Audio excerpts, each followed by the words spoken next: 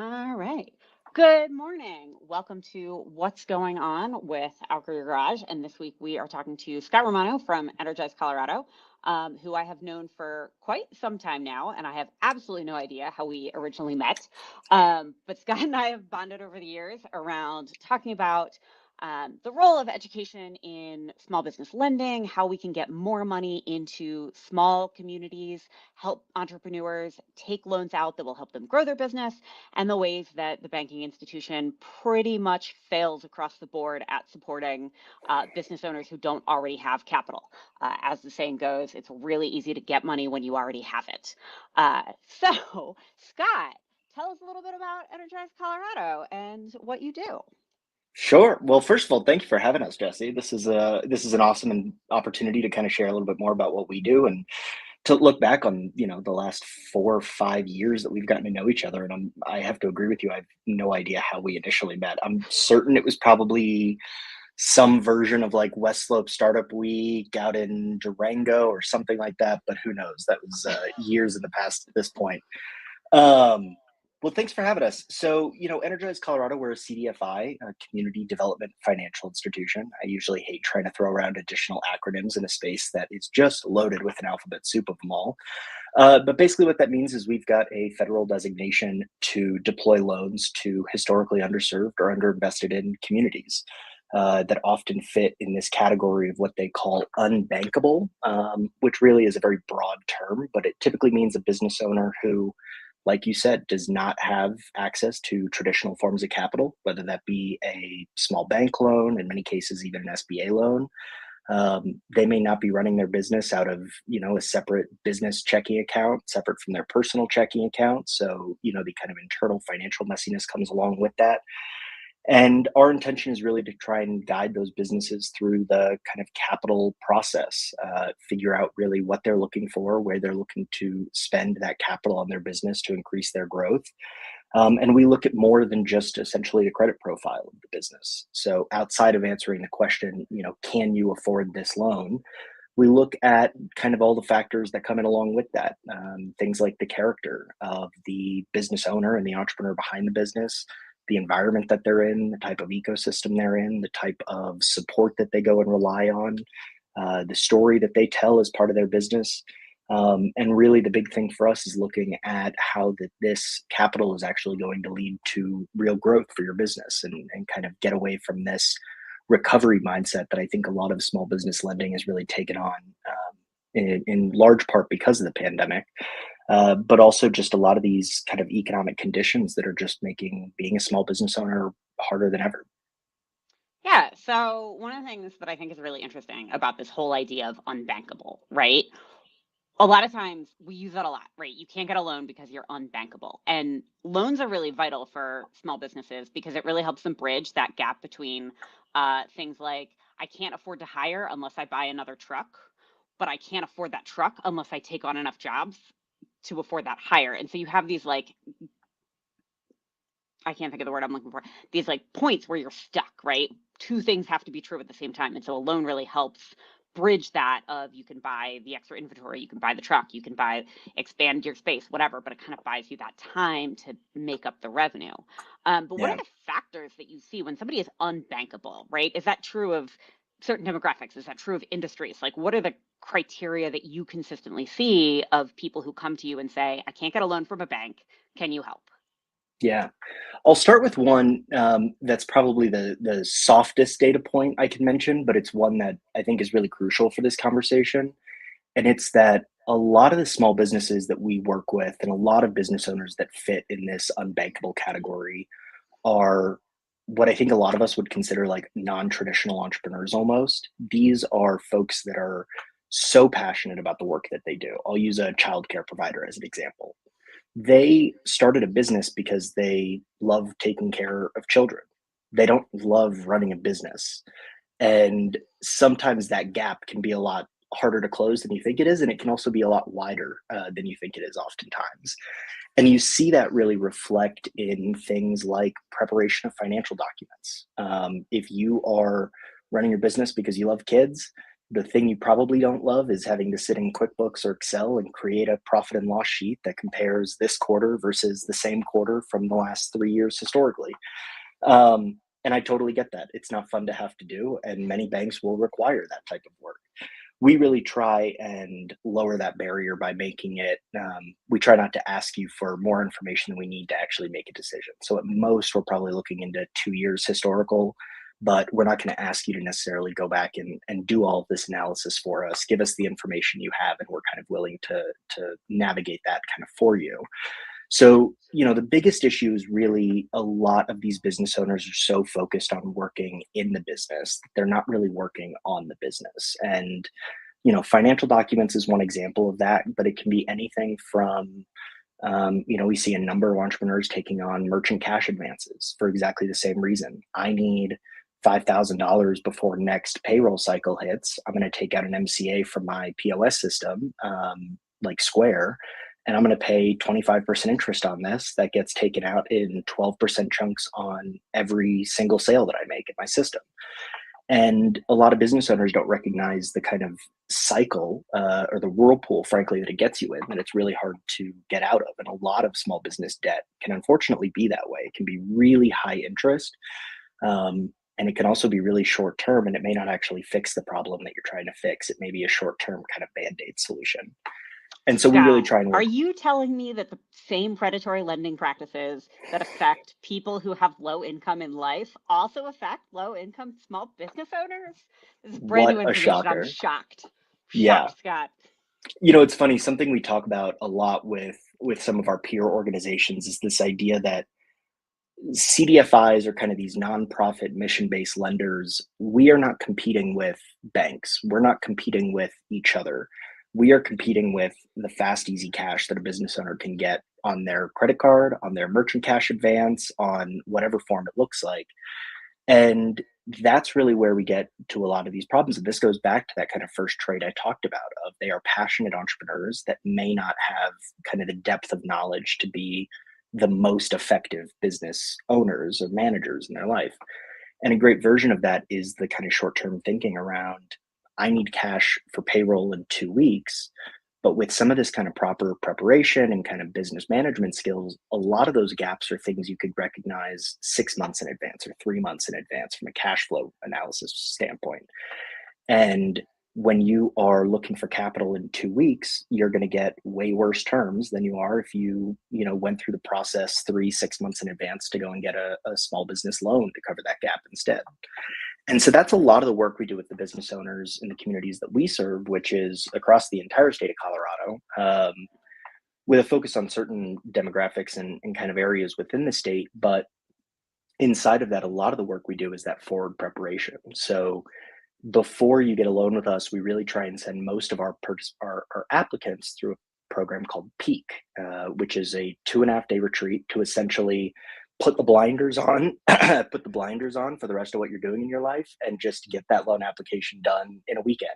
Sit down for 2.5 days. Let's run through your financial statements. Let's talk through your future capital needs. Let's talk through the different capital products that are out there and which one's the right fit for you. It may not always be us, and we're okay with that. That, excuse me, that unbankable definition we've really learned is so much more expansive than just, oh, I can't go to a bank and get a loan. It also means you don't have access to the bootstrapping capital. You don't have the revenue coming in to justify the types of expenses you're trying to make. You don't have friends and family you can rely on for additional, capital injections. You can't go angel capital or venture capital. You really just can't access any of what we call kind of the traditional capital stack. And that's where CDFIs are really designed to play. And I think a huge part of that is also the responsibility for CDFIs to take these populations that we're working with and then make them bankable, to get them into that traditional capital pipeline where they're able to access higher amounts of capital. They're able to access it at lower interest rates, at better terms overall. They're able to access, more support around real estate. That's something that we don't do any lending in, frankly, because our terms are capped really at 5 years, and at 150,000, there's not a ton with real estate you can really do at that amount over that time frame. But a lot of those kind of 30-year, I want to buy the office space or the building that my business operates in. You can't access those without a banking relationship. And that's really what we seek to kind of install and instill with the business owners that we get to work with is let's build that banking relationship. Let's start to do some of the tactical things like splitting your personal and your business banking accounts into two separate things. Let's get your business a credit score so it's not credit invisible. And that's stuff that takes a lot of time and it takes a lot of work. And oftentimes it's not so much a difficult process as it's relatively easy to navigate, I would say, but it takes time. And that's just what I think business owners are at a complete loss of right now. And that's what we hear a lot is where am I supposed to prioritize kind of this future planning for my business in a scenario that may or may not come up in the next 5 years, let's call it. Um, but you need to have done to kind of be in that position 4 or 5 years from now so that when a bank comes and works with you, they see you've been bankable for a certain period of time. And so when we're funding a business and we're continuing to kind of work and collaborate with them over the term of their loan, that's where a lot of our work is done is that we want to help you take those kind of tactical steps to set you up for more long-term success so that likely you don't have to come back to a CDFI. CDFIs are great partners for a business owner taking out capital for the first time. But if it's your fifth or sixth time taking capital from a CDFI, you're not really graduating up through that system. And that's not really a failure on the business owner. It's a failure on the capital providers that worked with them along the way. It really is our responsibility to get you kind of up and out of this system so that we can continue to serve a new generation of business owners behind you and continue that same evolution along with them. Yeah, and I think that education piece is so huge because we know, well, I know people who don't work in the financial space probably don't know this, is that banks really are not interested in doing loan readiness education, right? Particularly not on the business side. They do a little bit of it sometimes on like the personal finance side. They might have entry level budget course, but nobody goes to their bank for education, right? You go to deposit your money, you get it out, you pay your things, you look at your statement online, right? But most people are not going to their bank and saying, will you please educate me on how finances work? You get a little bit with it on the personal side in like investment platforms. They're vested in making sure that you don't lose money on their platform so that you continue to use that platform. But generally speaking, they're not going to educate a business about finances. They want that business to come in already understanding all of the things you just talked about. And so when we think about, I'm an education company, right? And so when we think about education, what are those specific skills that you see that businesses really need to get good at in order to basically advance from that CDFI into that bankable? And I think an important thing to note here is part of why you want to move from the CDFI world into the actual traditional banking world is the interest rates are lower. It is literally cheaper to take out a loan from a bank than from a CDFI. So you want to get yourself ready to be able to have those conversations. Yeah. So what do you? I'll say this. The first thing is that banks are not as bad at delivering education as you just made it sound like it is. And I will say that this has been one of the most surprising pieces for me because 2, 3 years ago, I would have been exactly in the same shoes that you are. Like, why would I go to Wells Fargo and ask for education on this thing? What has really shocked me is that the amount of support banks provide has actually really increased over the last couple of years. And so I don't want to I don't want to scare anyone that's watching this that like the bank is not your friend. They're not going to teach you anything. Like they actually do have really solid workshops around a lot of this No, stuff. you're right. I actually, one of my like personal dreams in life is that Outgoing Garage will eventually partner with Bank of America's like small business program because they actually like sponsor a boatload of small Yeah. business education. So I do knock the banking system, but like some of them, like Chase does, Bank of America, like a lot of those big banks actually do a lot of Well, support and in those. arguably more importantly is those banks, and Wells Fargo is a good example of this. Those banks fund organizations like us to deliver workshops with their customers. And so Wells Hmm. Fargo very thankfully, gave us $100,000 last year to deploy this peak program across the state. And so the banks also really look at us as partners to helping deliver this education because in essence, we're building a pipeline for their future customer base. The more work we do with these business owners over time, they become, potentially customers of Wells Fargo or something like that. But but to go back to your question about what does a business owner need to know to essentially graduate out of this, there are a number of very specific things just around, I already mentioned this, but like splitting out your personal and your business bank accounts and your financial transactions. That one alone shuts so many doors on business owners.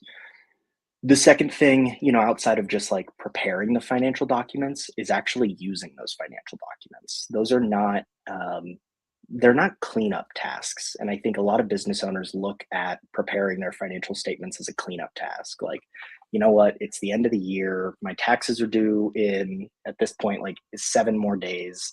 Let me just sit down and like do all these things so that I can just have it done. But financial documents really serve a strong purpose in a business. They help you project out your cash flow. They help you figure out what your capital needs are. They help you figure out your staffing requirements. And they help you find out where, certain loss leaders in your business are, where the cost of goods is too high for the profit margin that you anticipated on. And so being able to actually read and then use those financial statements to make business decisions, that already gets you further with a bank than most applicants that they see coming in the door. The last one I'll finish on is in essence the storytelling side of what you're putting into not just those financial documents, but your business plan, your loan application, the story you work with the banker on.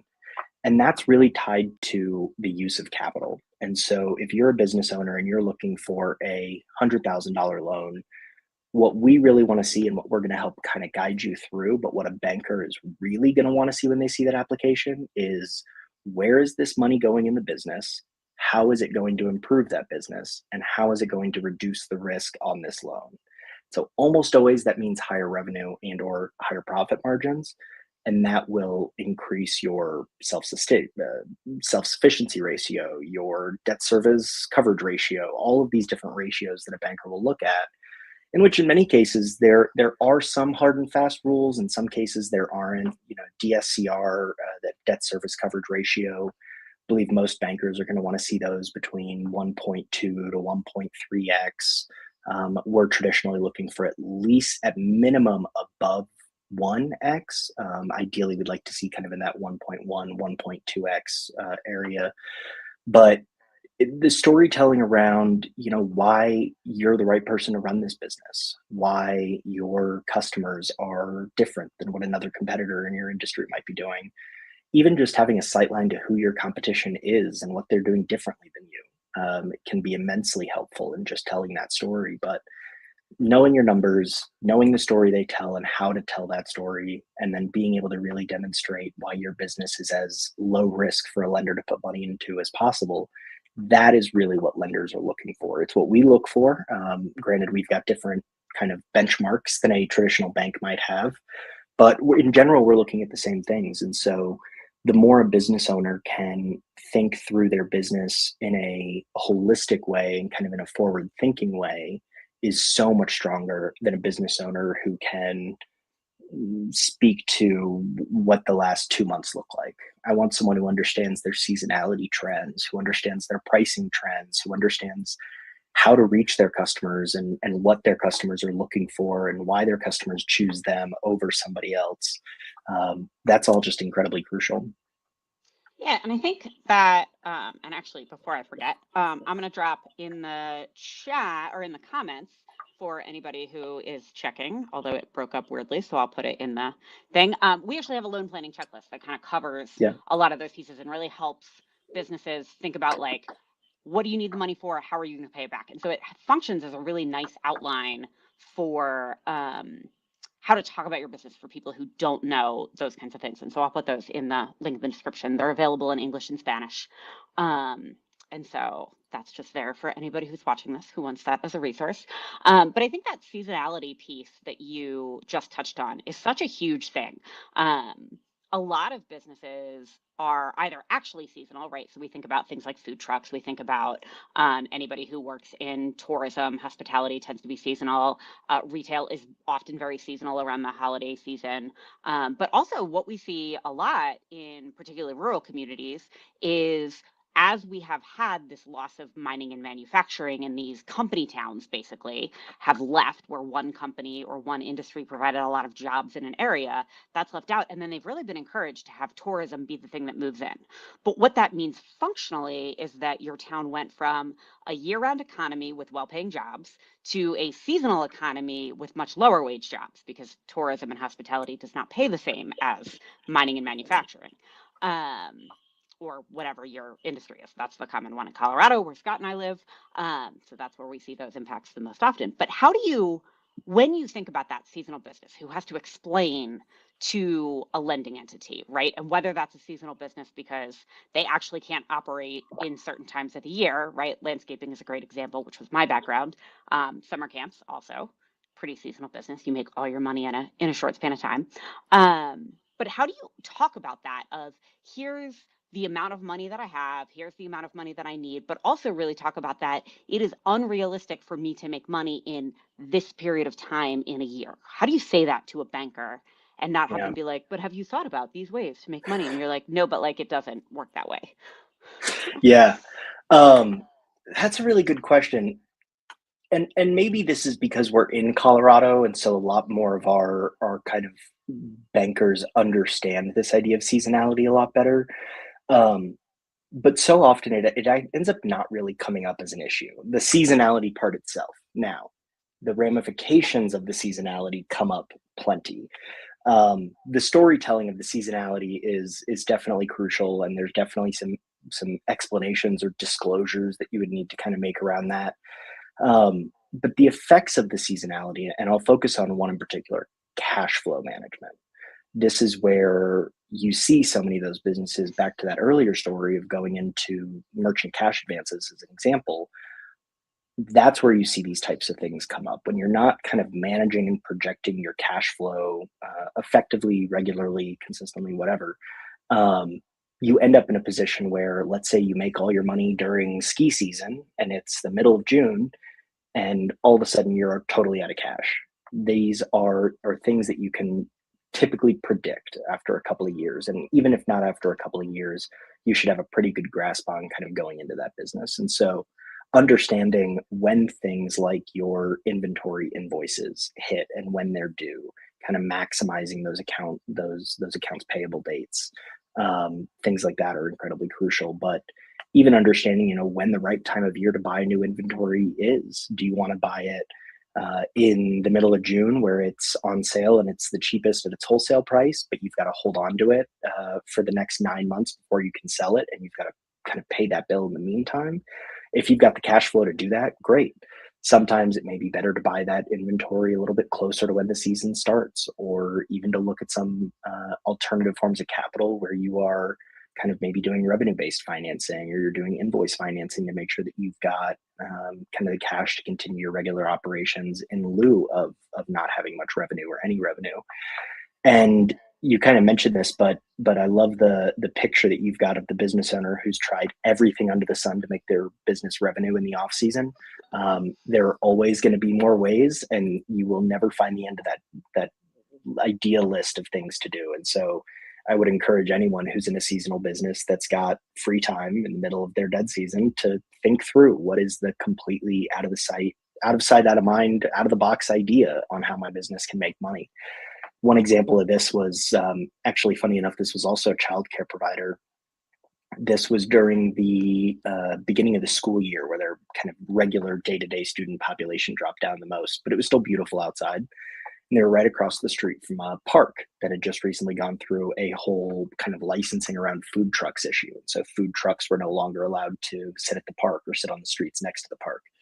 So this childcare provider was like, well, that's really interesting. She had heard this story of some business. I think it was out in Michigan. So she decided to try it. She rented out her parking lot to these food trucks just to sit in there, make a couple $100 a day. And, it actually had made a material difference on her business, especially in those kinds of dead months. And it allowed her to keep some staff on the payroll that she probably wouldn't have been able to keep without figuring out some alternative revenue streams. But always remember, your location is crucial. The things that you can do inside of your location are huge. I was just down in Pagosa Springs this weekend, and there's a kind of Western goods store that on Thursday nights does trivia. And that's awesome. Like, what an unusual thing. You're in a little boutique selling cowboy hats and cowboy boots, but boy, oh boy, can you sit in there and play trivia on Thursday nights and bring your own beer to do it. And I always think that something like that's fun, because this is kind of an interesting season for a town like Pagosa, where ski season's dead, but it's not quite summer yet. It's still pretty chilly at night, windy during the day. And they found a way to bring people in and continue making money even when foot traffic was totally dead. So, uh, you know, being seasonal itself is not inherently a problem, but not managing or not mitigating the factors that come with being seasonal, most especially being cash flow, will put you in a much poorer position than somebody who's able to navigate through that. And a lot of seasonal businesses have found a way through that. Yeah, anecdotally, I read a report from the SBA, I want to say last year, that is they're starting to do some research into why 50% of businesses fail in those first 5 years. And anecdotally, it's cash flow management. It is bad Yeah. operations and cash flow management. And I am delighted the SBA is looking into that and we can get some real data on why so many businesses fail in those first 5 years, because that's a really big economic driver. I think about all the conversations we have in terms of, oh, well, we need more workforce development. We need to be creating jobs. We need to be doing all those things. But if 50% of your businesses are failing in the first 5 years and never hiring anybody at all, or hiring one person and then laying them off in a year, um, that that is a huge economic driver, I think, that can be really massive, particularly in some of these communities Yeah. that are either seasonal or have been historically underserved. Rural communities, that's a really big deal. Nobody's going to come in and create 30 jobs if it, like, nobody's coming into a town. I live in a town of 9,000. Very few people are going to come in and create 30 jobs in my town, but we can get more people to come in and create 3 jobs from homegrown businesses, and you get 10 of those, and there's your 30 jobs, and they're a little more resilient. So I think that cash flow piece combined with workforce development is a really interesting rabbit hole Yeah. I like to go in on the economic development side, that we don't quite have time for today, but cash flow management Well, and real operations are quick though, you huge. bring up a really interesting point, which, albeit you're talking about a small town, you can do this pretty much anywhere, which is the collaboration between business owners, finding ways that with people that are on your same block in Main Street Delta, can find ways to collaborate with each other and bring new customers in, or find ways to combine efforts and, kind of share the wealth of doing something like that. So, there's so much more room, I think, for what I think is sometimes called like peer-to-peer mentorship, which I think is far too formal a name for just gabbing with your friends, basically. But there are other business owners that have been through all of this before, and they know their ways in and out. And if you've got a neighbor who's been doing their business for 25 years and you're in that first 5 years, don't be afraid to ask them for help. A lot of these folks are willing to share those stories. They're willing to support new business owners that come up behind them. Because having 3 successful businesses on a main street is a lot better for the main street than having one. And so you're able to bring more customers in. And so, just that kind of regular collaboration and just communication between business owners that you share space with is huge. Yeah, and I think that can be really huge for things like succession planning, right? We have an aging population of people who own businesses, right? There are huge numbers of people who are expected to retire in the next 10 years, a lot of whom own businesses. And so, how you transition these businesses that have been owned by the same person for 30 years into somebody new so you don't lose that business, can be huge and is always an interesting conversation. I was in Lake City a couple of weeks ago, which has a population of 400 in the wintertime and 4,000 in the summertime. So they have this huge influx during tourism season that they're always trying to manage. And they have a movie theater. And so, how do you keep a movie theater alive that has been around since like 1950, right? The movie theater has been around longer than the person who currently is running it. So he bought it from somebody else.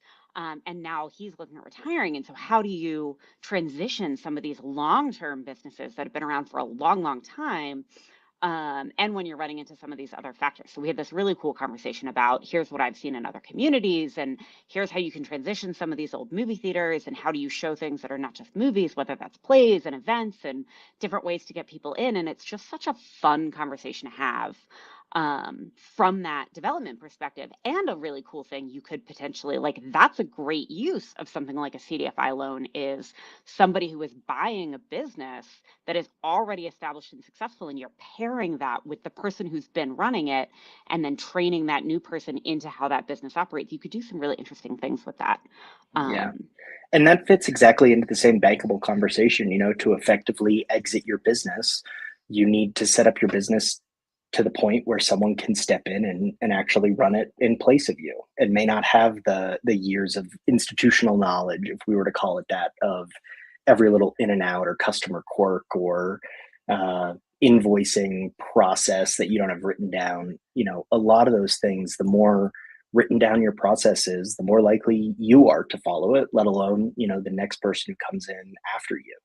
Understanding what your banking relationships look like, who your marketing partnerships look like, all of those different pieces are things that, as you're getting ready to exit a business, you want to have written down somewhere so that you don't have to do a year long transition period with the new owner to teach them every little thing as you go through the entire year.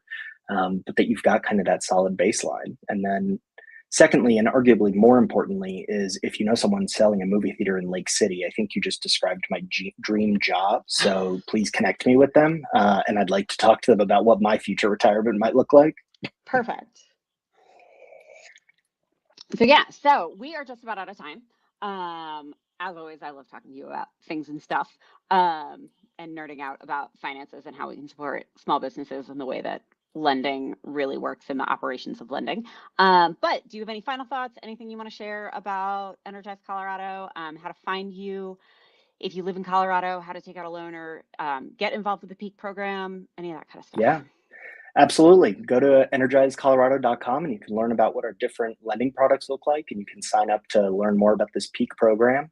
We've got one scheduled in Pueblo for late June. We're looking to do about 3 more this year. And so please submit an application from wherever you are. And where we start to see a density of applications coming in is where we want to host these programs. So if you think this is something that you want to do and you want to just knock out your entire loan application in 2.5 days and just make a weekend out of it, let us know, submit an application, and we'll get an event planned somewhere in your area soon. Awesome. Great. Well, thanks for coming on today. As always, it was delightful. Next week, I will be talking to Frances Padilla of the Small Business Administration, who actually was supposed to be my guest last week, and she got in a very tiny car accident. And so we had to reschedule her to next week. So if you've already heard this spiel before, listeners, watchers, great. She's coming back. We had to do a quick reschedule. So we'll be talking to her next week also about lending, but specifically about the Small Business Administration and all the different resources that they have for businesses and also the communities that those businesses are housed in. So yeah, so we will see you next week. Thank you, Jesse.